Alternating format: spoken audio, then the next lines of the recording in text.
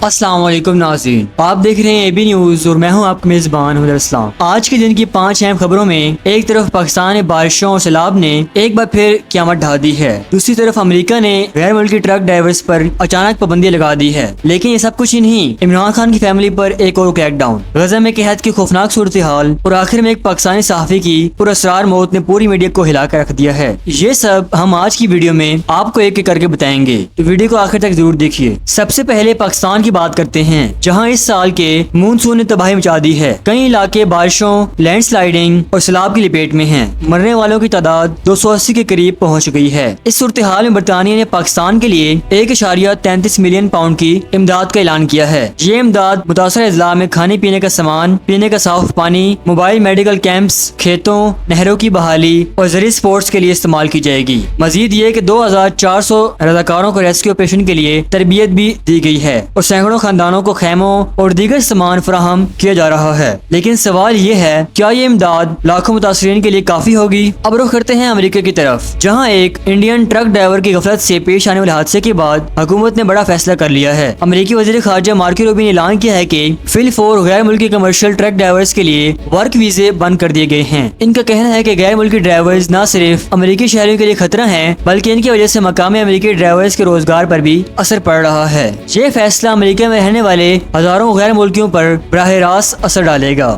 پاکستانی سیاست سے بڑی خبر، عمران خان کی ہمشیرہ علیمہ خان کے بیٹے کی گرفتاری نے سب کو چونکا دیا ہے۔ ایک دن پہلے ان کا بیٹا شہریز خان پکڑا گیا تھا اور اب دوسرا بیٹا شیر خان بھی لاہور پولیس نے حراست میں لے لیا ہے۔ پی ٹی آئی کا کہنا ہے کہ یہ سب اغوا ہیں اور عمران خان کو دباؤ میں لانے کی کوشش ہے۔ علیمہ خان کا کہنا ہے کہ پولیس نے گھر پر چھاپا مار کر ان کے عملے کو مارا پیٹا، بہو کو ہراساں کیا اور بچوں کے سامنے بیٹے کو اٹھا کر لے گئے۔ یاد رہے کہ دونوں گرفتاریوں کا تعلق 9 مئی کے واقعات سے جوڑا جا رہا ہے، لیکن علیمہ خان کا کہنا ہے کہ یہ سب جھوٹے کیسز ہیں اور ہر حال میں عمران خان کا پیغام عوام تک پہنچاتی رہیں گی۔ اب بات کرتے ہیں دنیا کے سب سے بڑے انسانی المیہ کی، غزہ، جہاں آج صبح سے اب تک اسرائیلی بمباری اور فائرنگ میں کم از کم 30 فلسطینی شہید ہو چکے ہیں۔ اقوام متحدہ نے پہلی بار غزہ کو باضابطہ طور پر قحط زدہ قرار دے دیا ہے۔ رپورٹس کے مطابق 5 لاکھ سے زیادہ فلسطینی اس وقت بھوک، افلاس اور موت کے دہانے پر ہیں، لیکن اسرائیلی حکومت اس رپورٹ کو جھوٹ قرار دے رہی ہے۔ اسرائیلی وزیر دفاع نے دھمکی دی ہے کہ اگر حماس نے